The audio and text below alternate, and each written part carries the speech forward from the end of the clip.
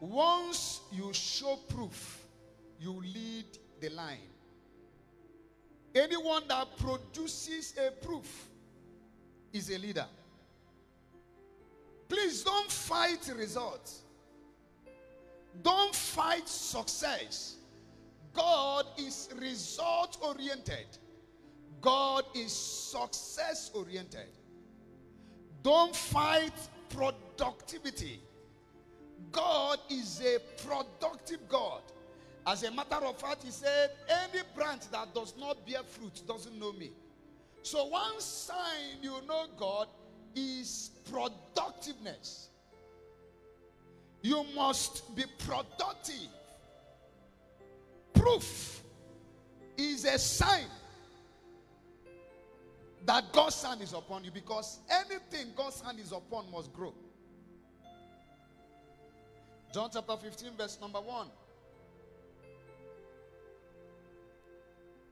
I am the true vine. My Father is the vine dresser. Every branch in me that does not bear fruit, he takes away. And every branch that bears fruit, he prunes that it may bear more fruit. You are already clean because of the word which I have spoken to you. Abide in me. He was laying down the constitution of the government that would necessitate the bearing of fruit. Abide in me and I in you. As the branch cannot bear fruit of itself unless it abides in the vine, neither can you unless you abide in me. I am the vine and you are the branches. He who abides in me and I in him bears much fruit. For without me you can do nothing. Look at what happens in verse 6. If anyone does not bear fruit, the person is cast out. So insult is a direct function or consequence of your lack of productivity. Something happened a while ago and someone felt I was so insulted. I told the person, you might see it as an insult. I saw it as something that has necessitated my appetite to grow more. Because if we had grown more, this wouldn't happen. There are certain level of insult that cannot be given to a man that has grown. So instead of being bitter about the one that insulted you, transfer that aggression to yourself and become a better version of yourself. If anyone does not abide in me, he is cast out as a branch and is withered. You will never be cast out. That amen is not loud. You will never be cast out. Result is necessary, because result cancels insult.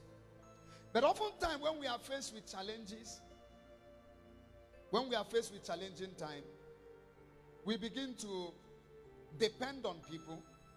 That's the first thing that happens to us. So, but I want to show us triggers today of proof.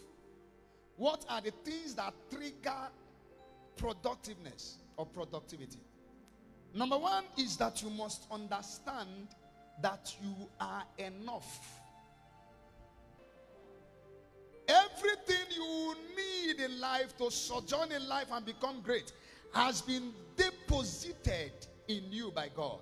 There is an innate potential, a latent energy that God has deposited in you to be a sign and a wonder to your generation. You are enough. So anytime you come to a crossroad in your life, I want you to look on the inside of you and know that what delivers you from this crossroad is laid bare on the inside of you, waiting to be discovered, waiting to be accepted, waiting to be pursued so that it can be accomplished. So the first thing we must do whenever we are challenged is to seek help from within us. John chapter 6 verse 9. Jesus was in a press. He had preached for days, and he knew as a good shepherd that the people were already hungry. So he asked the disciples, where do we get food from? They said they saved food very long distance from here. Jesus said, if we send them away, they must have been dead on the way. As they were saying that, Philip said, there is a lad here who had 5 barley loaves of bread and small fishes. But he said, what are they among so many? They went and asked for the boy's meal, and the boy released it. Jesus took that meal, and even to the greatest shock of that boy, he saw that the little fishes he had and the little bread he had was able to do mighty things, feed 5,000 men and more than 30,000 women. There is a deposit on the inside of you you have been ignoring. You don't know it has the capacity to shine light to the ends of the earth. You are the solution your generation seek. When we don't understand this, we begin to live beggarly lives. We begin to live less of what the grace of God has made us. You live your life in such a way that you keep begging to feed. And I discovered that anyone that always wants sympathy will never see party. Every time your neck is like this. Watch those people. Give them 1 million, they will still be begging. Because there is something that free money does to people. What it does to them is that it configures their mindset into dwelling in the realms of beggarliness the rest of their lives. But that will not be your testimony.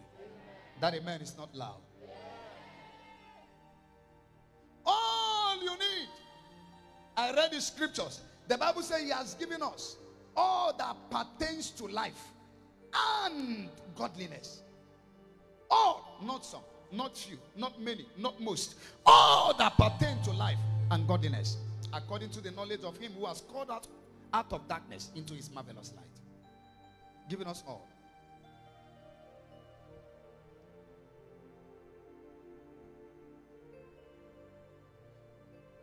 Moses was telling God, I need a special sign. So in Exodus chapter 4 verse 2, God asked him, what do you have in your hand? He said, this is a dry rod. A rod that is not even fresh. Verse 3. He said, cast it on the ground. So he cast it on the ground and it became a serpent. Now listen, it became. Destinies become when they are released. It didn't become a serpent in his hand. It became a serpent when it was cast. You've been telling us how you will hit billions. But have you released your destiny to productivity? Have you engaged in prophetic, in productive ventures that would necessitate acceleration in your life and destiny? He said, cast it on the ground. He cast it on the ground. And then it became a serpent. And Moses fled. I love that. I want you to know this. What will come out of your life? You will look at yourself and it will shock you. You were able to produce what you are able to see. Moses fled from the rod he had been holding because he didn't know that what he had was alive.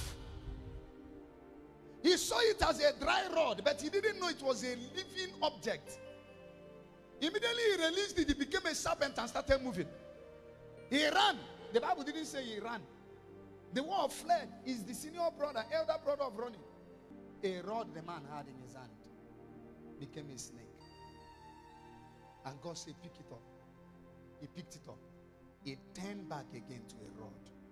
So there is something you have that you think is lifeless. Your destiny you think is lifeless is not lifeless. It is alive. It only needs to be engaged. Because the engagement and the release of that destiny is what brings about the life embedded in that destiny. Now hear this.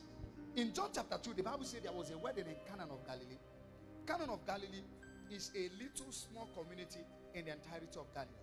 And then Jesus was invited. When he came to the feast, the Bible said that wine ran out. Wines don't have legs. So someone stole it. So when their wine got finished, the mother of Jesus, knowing that Jesus was present, went to the master and said, do something for these people. Jesus said, there is nothing I can do because my time has not come. The mother went unto the disciples and said, whatever he tells you to do, do it. The Bible said that Jesus drew water from one of the 6 fekins. Jewish religion, anytime there is an occasion, you must keep bowels, but they are very massive bowels where people wash their hands. So imagine an occasion that Jesus came that had more than 5,000 people. It was dirty. Jesus took water, that dirty water, and told one of the servants, take it to the governor of the feast. Do you know when he took the water, it didn't become wine? Do you know as the guy was carrying the water, it didn't become wine? It was immediately it touched the hand of the governor of the feast that it became wine. Now hear this. Your destiny will always be lifeless until you engage it. Idleness is one sign that you are living a lifeless life. Jesus said, let the dead bury the dead. So there are people who are alive, but they are dead to purpose. They are dead to purpose. So he said to Moses, cast it. And it became a serpent. Moses fled. The next verse. So the Lord said to Moses, reach out your hand and take it by tail. The most dangerous part of the snake is the tail. The serpent sees a touch on its tail as a direct attack. So why will God say to Moses, take the snake by the tail? Do you know what he told him? Take a risk. Because a riskless life is a useless life. A riskless life is a useless life. He said, take the snake by the tail. No man can amount to anything important who does not take risk. Risk taken engenders height climbing.